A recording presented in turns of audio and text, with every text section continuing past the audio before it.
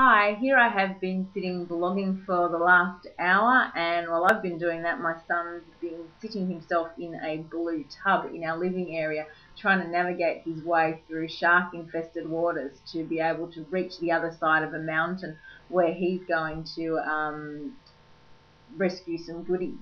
Now, while my activities for the last hour have been in front of a computer, and time has got away from me, believe it or not, we've been engaged in some related activity, and that related activity is actually play.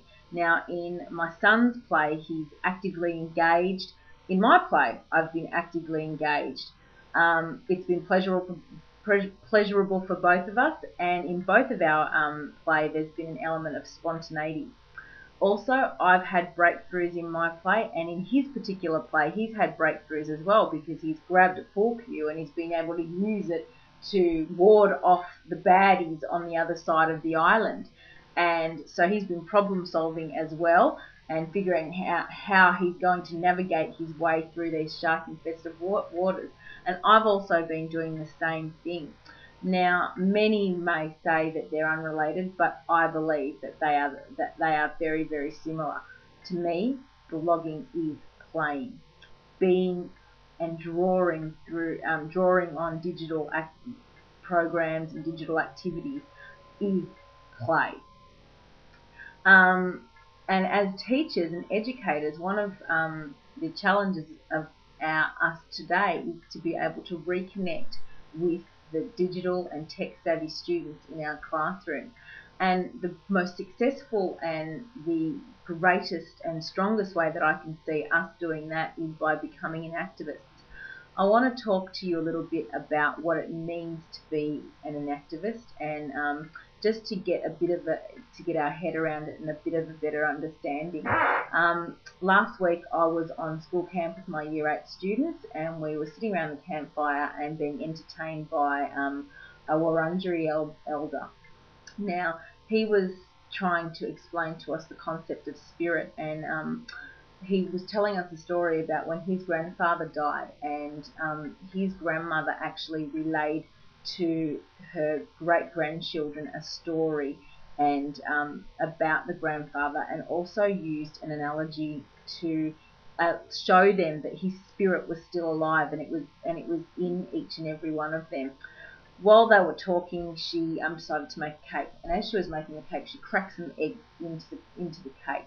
Kids all had a stir around, and they were sharing a few stories about their poppy, and they baked the cake. And then a few hours later, when it was time to eat the cake, the grandmother gave each of the children a piece of cake, and they marvelled at, that they'd made this cake, and it was one big entity. And she sort of questioned them on where the eggs were, and obviously being young children, they knew that they'd put the eggs in, but they actually couldn't see it. So what she said was, that was like Poppy's spirit. Poppy's spirit was alive in each and every one of them. His shell was broken, but the goodness had mixed in amongst with them. And because we couldn't see it, and in the cake itself, the goodness has mixed in amongst, and it's created this being, this whole thing. Now, that's enactivism in a nutshell.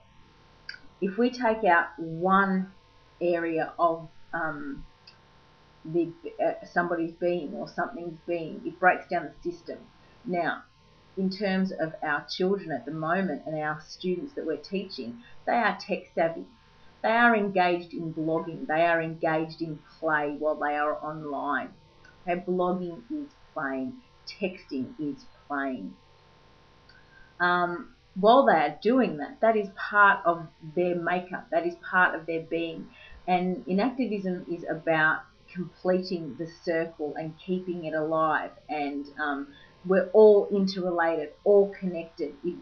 Technology is part of their being. Now, in a traditional classroom setting, if we take away that, that's breaking down the system.